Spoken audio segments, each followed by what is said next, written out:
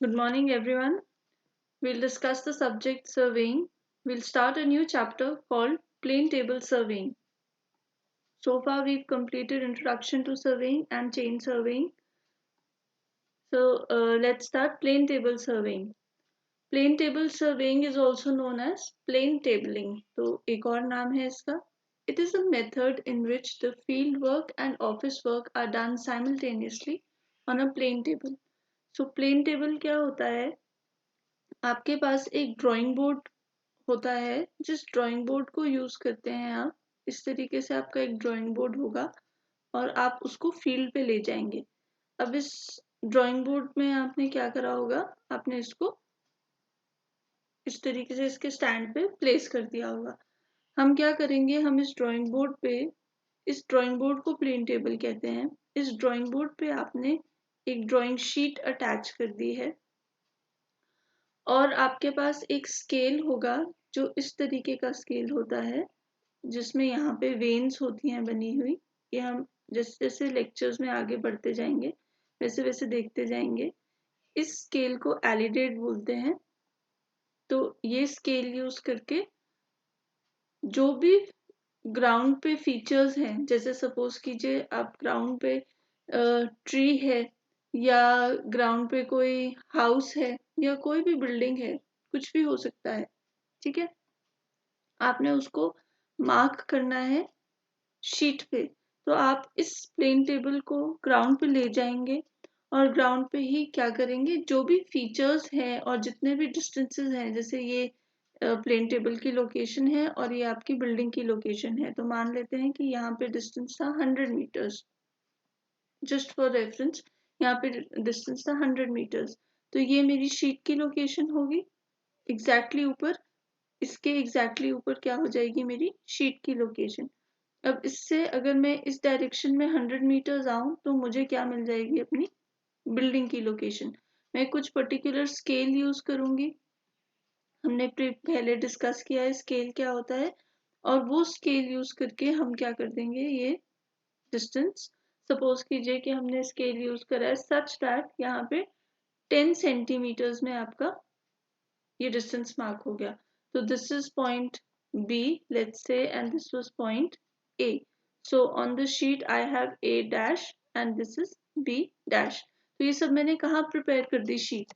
जो sheet chain surveying में जाके हम लोग ऑफिस में प्रिपेयर कर रहे थे, वहीं पे ये शीट हम कहाँ प्रिपेयर कर देते हैं, फील्ड में ही प्रिपेयर कर देते हैं with the help of this alidade and a few more accessories जो हम धीरे धीरे पढ़ते जाएंगे.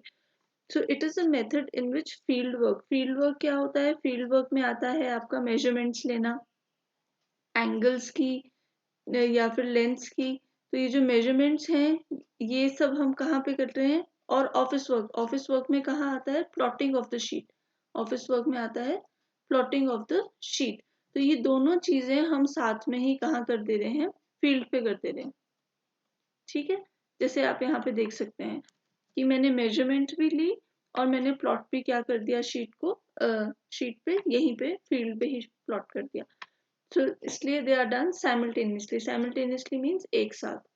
The field observations are recorded side by side on the sheet fixed on the plane table and a map of the field is prepared. जैसे मैंने आपको बताया कि साथ साथ आपने यहाँ 100 मीटर्स का डिस्टेंस नापा, आप इस एलिडेट से इस बिल्डिंग को साइट करेंगे, स्केल पे कन्वर्ट करेंगे और डायरेक्टली यहीं पे उसको प्लॉट कर देंगे. The use of field book is all together eliminated. अगर आपको याद हो, हम चेन सर्वेइंग में कर रहे थे कि हमारे पास एक फील्ड बुक है, फिर उस पर हम पॉइंट्स बनाना स्टार्ट करते थे कि ये मेरा स्टार्टिंग पॉइंट है, ये मेरा एंडिंग पॉइंट है, और मैं अपने वैल्यूज नोट करती रहती थी यहाँ पे कुछ कुछ. ठीक है, ये था फील्ड बुक का काम. बट यहाँ पे हम क्या कर रहे हैं, हम क्योंकि डायरेक्टली प्लेन टेबल पे प्लॉट कर दे रहे हैं सारा चीजें जो भी हमने मेजरमेंट ली, तो मैं फील्ड बुक की जरूरत नहीं पड़ती मुझे. It is suitable for survey of details between stations which have already been marked using the theodolite or any other accurate method of surveying. अब ये इसमें क्या है कि आपको एक या दो पॉइंट्स जो हैं वो एक्यूरेटली चाहिए, क्योंकि उन्हीं के रेफरेंस में आपकी ये पूरी शीट बनेगी. ठीक है, सो जो भी स्टेशंस, मेन स्टेशन जिनके बीच में आप ये शीट बनाना चाहते हैं या सर्वे करना चाहते हैं, वो पहले से एक्यूरेटली मार्क्ड होने चाहिए। किसी भी एक्यूरेट मेथड से उनकी क्या हो जानी चाहिए, पहले सर्विंग हो चुकी होनी चाहिए। So it can be theodolite या फिर टोटल स्टेशन या कोई भी और एक्यूरेट मेथड जो आपने यूज करा हो इन स्टेशन पॉइंट्स को लोकेट करने के लिए। It is commonly employed for small and medium scale mapping of comparatively large areas where greater accuracy is not required. कहाँ पे करते हैं हम, जहाँ पे हमें greater accuracy required नहीं होती है। और ये small scale या medium scale map बनाने के लिए ही यूज किया जाता है। ठीक है, सो आगे देखते हैं एडवांटेजेस क्या हैं। इसकी बहुत सारी एडवांटेजेस हैं। अब आई होप आपको समझ आ गया होगा कि हम बेसिकली कर क्या रहे हैं। हम फील्ड पे ही मेजरमेंट्स ले रहे हैं और उन्हीं मेजरमेंट से हम साइमल्टेनियसली प्लॉट कर रहे हैं शीट पे। जहाँ पे हम शीट पे प्लॉट कर रहे हैं उस इंस्ट्रूमेंट का नाम होता है प्लेन टेबल। और इसमें हम साइट भी जो करते हैं वो एलिडेट से साइट करते हैं अपना ऑब्जेक्ट, और डिस्टेंसेस टेप से मेजर करते हैं। पोजीशन के लिए, स्टेशन के लिए जहाँ पे आपने रखना है उसमें हम रेंजिंग रॉड लगा देते हैं। So it is a rapid method. Rapid method क्यों? क्योंकि दो चीज़ें साथ साथ हो रही हैं, शीट भी बन जा रही है और साथ में मेजरमेंट्स भी हो जा रही हैं एक ही टाइम में, तो it is a rapid method. Next is field notes are not required. हमें फील्ड नोट्स की ज़रूरत नहीं पड़ी क्योंकि हमने सब कुछ किस पे मार्क कर दिया है, डायरेक्टली शीट पे मार्क कर दिया है। अब क्या होता है कि जब आप फील्ड नोट्स बना रहे होते हैं तो क्योंकि हम लोग उसको प्रैक्टिकली प्लॉट नहीं कर रहे होते हैं सेम टाइम पे, तो हम कुछ डेटा लिखना भूल जाते हैं। सपोज यहाँ पे कोई डेटा आना था पर आपने वो क्या कर दिया, भूल गए। या फिर आपने लिखना था 2.58, आपने लिख दिया 5.28। So such mistakes happen when you are noting down your measurements on the field book. तो ये वाली mistakes यहाँ पे नहीं होंगी क्योंकि अगर आपने 2.58 का 5.28 किया है तो जो आपकी शीट है, मान लेते हैं ये हमारी शीट है, आपको इस पे दिख जाएगा कि ये पॉइंट ए था और ये पॉइंट बी था। इसके बीच का डिस्टेंस होना चाहिए था 2.58। स्केल पे कन्वर्ट करके जो भी मेजरमेंट आई मैंने यहाँ पे लिख दिया 2.58। ठीक है, अब क्या होगा अगर मैं 5.28 मार्क कर देती हूँ इसको इनकरेक्टली, तो 5.28 के लिए इसको थोड़ा छोटा कर लेते हैं। 5.28 के लिए मेरा डिस्टेंस कहाँ तक जाएगा, यहाँ तक जाएगा। इसको मैंने बी डबल डैश बोल दिया और ये मेरी लेंथ क्रिएट हो जाएगी। जब मैं शीट पे ये देखूंगी अगर मैंने गलत भी रीडिंग ले रखी है तो वो मेरे ग्राउंड की रीडिंग से या ग्राउंड के जो फीचर है उससे मैच नहीं करेगा। मुझे रियलाइज हो जाएगा कि ये डिस्टेंस जितना मेरी शीट पे आ रहा है उतना फिजिकली ये दूर नहीं है, मतलब इस पॉइंट में कोई मिस्टेक हुई है। So I can correct my mistake on the field itself. फिर एंगल्स जो हैं वो हम कैसे ले लेते हैं, ग्राफिकली ले लेते हैं। ग्राफिकली लेने का मतलब है कि आप क्या करेंगे, आपके पास दो पॉइंट्स हैं, मान लेते हैं यहाँ पे कोई एक बिल्डिंग है और यहाँ पे भी कोई एक बिल्डिंग है। ठीक है, आपका स्टेशन पॉइंट जहाँ पे आपका प्लेन टेबल है वो यहाँ है। आपको चाहिए कि आपने इस बिल्डिंग और इस बिल्डिंग के बीच में ये एंगल थीटा कैलकुलेट करना है। तो हम क्या करते हैं, हम ये शीट पे, ये शीट एक्चुअल में कहाँ पे प्लेस्ड होगी, इस पॉइंट ओ पे प्लेस्ड होगी। This is point P and this is point Q. So ये शीट पॉइंट ओ पे प्लेस्ड है, आपने ओ डैश मार्क कर दिया। फिर आप एलिडेट की हेल्प से पॉइंट पी साइट करेंगे और फिर आप एलिडेट की ही हेल्प से क्या साइट करेंगे, पॉइंट क्यू। क्योंकि आपने ये लाइंस ड्रॉ कर दी हैं ओ पी और पी क्यू, ओ पी और ओ क्यू के लिए, तो अब आपके पास ये एंगल जो है ये कैसे आ जाएगा, ग्राफिकली ऑब्टेन हो जाएगा। ठीक है, तो angles are obtained graphically. Map is prepared in the field, hence this is no chance of forgetting the important measurements, जैसे मैंने आपको बताया फील्ड बुक में ऐसा हो सकता है कि हमें यहाँ पे लिखना था, बहुत सारी चीजें लिखनी थी, बट हम क्या हो गए, हमने एक आधी रीडिंग लिखना हम भूल गए। यहाँ पे एक रीडिंग आनी थी but that reading went missing, आप लिखना भूल गए उसको। ठीक है, तो जब आप प्लॉटिंग करने लगेंगे तो आपको रियलाइज होगा कि ये वाली रीडिंग तो हमारे पास है ही नहीं, जबकि ये रीडिंग क्या थी, इम्पोर्टेंट थी, तो आपको वापस फील्ड पे जाना पड़ेगा। बट अगर इधर मैं बोलूँ कि मैं ये PQ लेंथ लेना भूल गई, तो मुझे पता है कि ये PQ लेंथ तो लेनी ही पड़ेगी, अगर मैं भूल भी जाती हूँ तो भी I can come back and take this reading जब हम फील्ड पे ही हैं, जब हम ये प्लेन टेबलिंग कर ही रहे हैं, क्योंकि इसके बिना इस OQ के बिना मेरी शीट कंप्लीट नहीं होगी, और जब तक शीट कंप्लीट नहीं होगी, जब तक ये पूरा यहाँ पे नहीं रिपीट हो जाता या यहाँ पे नहीं कन्वर्ट हो जाता, तो आपको क्या, आपको पता चल जाएगा कि कोई एक रीडिंग क्या है, मिसिंग है। The surveyor's work can be immediately compared with actual ground features, जैसे मैंने आपको बताया कि ये PQ ऐसा ही आना चाहिए, अगर मैं यहाँ पे गलत रीडिंग ले रही हूँ और मैं PQ को उधर पहुंचा दे रही हूँ, this is my Q double dash, तो मुझे पता चल जाएगा कि ये रीडिंग कुछ गलत है, क्योंकि ये फिजिकल फीचर जो ग्राउंड फीचर है उसके साथ मैच नहीं कर रही है। जब वो ग्राउंड फीचर के साथ मैच नहीं करती है तो हम अपनी गलती एकदम से पकड़ सकते हैं प्लेन टेबल में। Next advantage is surveyor can check his work frequently from any position, मतलब कि आपने अगर चेक करना है, सपोज कीजिए कि ये हमारा प्लेन टेबल वाली शीट थी या ये प्लेन टेबल था, ये मेरा पॉइंट O था, this was my point P and this was my point Q। ठीक है, अब क्या हुआ कि मुझे ये फील्ड में है O P and this is Q। ठीक, अब मैंने क्या किया, मैंने ये डिस्टेंस चेक करना है कि ये x और ये जो y हमने मार्क किया है वो क्या है, करेक्ट है। तो मैं क्या करती हूँ, मैं Q पॉइंट पे जाऊंगी और मैं Q पॉइंट से P पॉइंट की लेंथ मेजर कर लूंगी। दूसरी चीज में मैं क्या कर सकती हूँ कि यहाँ पे वो लेंथ क्या आनी चाहिए, इक्वल आनी चाहिए।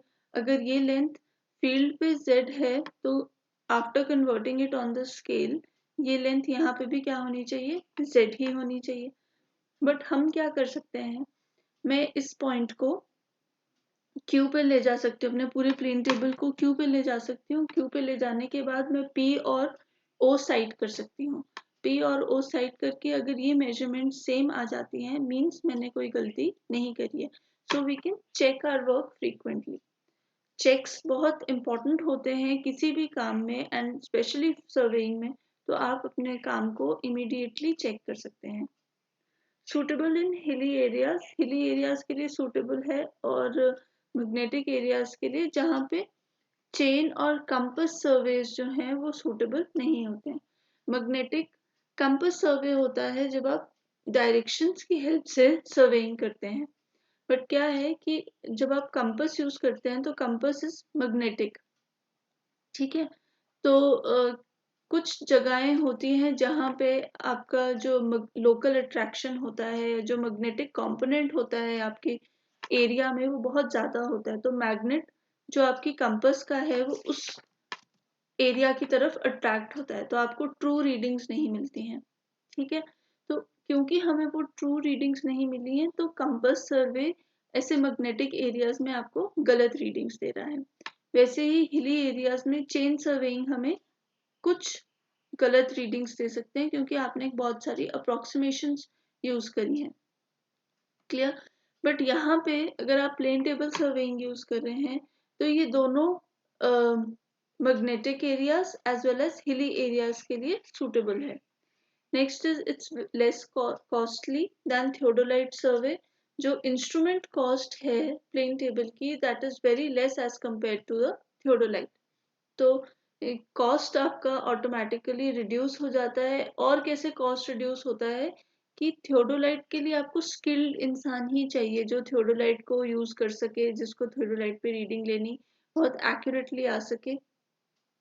थियोडोलाइट को पैक करना उसके बॉक्स में अपने आप में एक स्किल है। तो स्किल्ड पर्सन जो है वो प्लेन टेबल सर्वेइंग के लिए इतना नेसेसरी नहीं है, मतलब कोई बिगिनर हो सकता है जो उसको भी आप क्या दे सकते हैं, आप उसको प्लेन टेबल सर्वेइंग दे सकते हैं करने के लिए, ठीक है। So these were the advantages, let's discuss the disadvantages. Disadvantages में क्या है कि वेट और विंडी क्लाइमेट में इट इज नॉट सूटेबल, क्योंकि अगर आपका बहुत ज़्यादा क्लाइमेट वेट रहेगा, बार बार बारिश हो रही है, तो आप प्लेन टेबल को नहीं यूज़ कर सकते। बहुत लार्ज स्केल वर्क के लिए it is not advisable. Large scale work क्यों? क्योंकि जो आपका एलिडेड है, इस तरीके से जो एलिडेड है उसकी बहुत ज़्यादा उसमें कोई स्पेशल साइटिंग इंस्ट्रूमेंट नहीं है। जो प्लेन एलिडेड होता है उसमें कोई साइटिंग इंस्ट्रूमेंट नहीं है, आप उसको नेकेड आई से ही देख रहे हैं with the help of this elided. तो रेंज, जो डिस्टेंस है कि यहाँ पे अगर आपका ह्यूमन है और आपका ऑब्जेक्ट यहाँ पे है, तो उसकी रेंज क्या है, फिक्स्ड है। अगर किसी पॉइंट के बियॉन्ड अगर आप चाहें कि मैं यहाँ की रीडिंग लूँ, तो वो रीडिंग क्लियर नहीं आएगी, वो रीडिंग बिल्कुल भी एक्यूरेट और रिलायबल नहीं होगी। तो लार्ज स्केल वर्क के लिए इट इज़ नॉट एडवाइजेबल। बहुत ज़्यादा एक्यूरेट काम नहीं है, क्योंकि ह्यूमन एरर हो सकता है। सपोज कीजिए कि ये शीट थी, यहाँ पे आप कोई पर्सन ए, कोई भी सर्वेयर ए ने काम किया या सर्वेयर 1 ने काम किया। अब सर्वेयर 1 ने ये वाला एंगल ड्रॉ किया for point P and point Q, ये वाली लाइंस। सर्वेयर 2 आया जिसको लगता है कि नहीं, ये थोड़ा सा ज्यादा एंगल था, तो ये एंगल कुछ इस तरीके से होना चाहिए था। एंड इस डिफरेंस में, इतने थोड़े से पर्सनल एरर में या पर्सनल वेरिएशन में क्या हो जाएगा, आपका एंगल मेनी फोल्ड्स इंक्रीज कर जाएगा। सो बहुत एक्यूरेट नहीं है, डिपेंड करता है कि कौन सर्वेयर उस पर काम कर रहा है और कितनी एक्यूरेसी से। बहुत डेंस फॉरेस्ट में नहीं सूटेबल है, क्योंकि आपको क्लियर लाइन ऑफ साइट नहीं मिलेगी। जब तक क्लियर लाइन ऑफ साइट नहीं मिलेगी तब तक प्लेन टेबल सर्वेइंग नहीं हो सकती। Absence of field notes is inconvenient when the map is to be replotted. कुछ टाइम क्या होता है कि हमें लगता है कि नहीं, ये मैप में कुछ गड़बड़ है या हमें इस मैप को वेरीफाई करना है, तो हम एक और मैप बनाना चाहते हैं। मान ले कि हम ऑटोकैड पे कोई मैप बनाना चाह रहे हैं या किसी सॉफ्टवेयर पे कोई मैप बनाना चाह रहे हैं, पर आप प्लेन टेबल की शीट से नहीं वो कर पाएंगे, क्योंकि आपके पास फील्ड नोट्स तो है नहीं। तो आप उस मैप को रीप्लॉट नहीं कर सकते, आपको वही जो फील्ड में मैप बनाया है उसी को यूज करना पड़ेगा।